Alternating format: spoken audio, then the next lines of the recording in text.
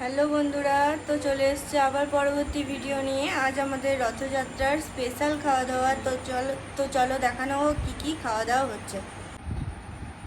তো আমাদের খাওয়া দাওয়ার আইটেমগুলো হচ্ছে কচুরি, ঘুগনি, গোবিন্দভোগ চালের গুড়ের পায়েস, জিলাপি আর মন্ডা। তো বন্ধুরা, আমাদের রথযাত্রার স্পেশাল আইটেমগুলো খেতে কেমন হয়েছে সেটা এবার দেখে নেব। তো কেমন হয়েছে বলো খেতে? খাই প্রথমে।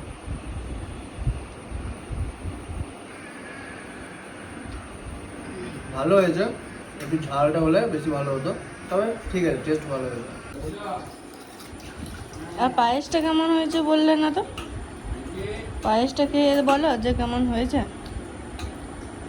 পায়েসটা তেমন হয়েছে, মানে এর কোনো ভাগ হবে না, এত সুন্দর টেস্ট হয়েছে, খুব সুন্দর।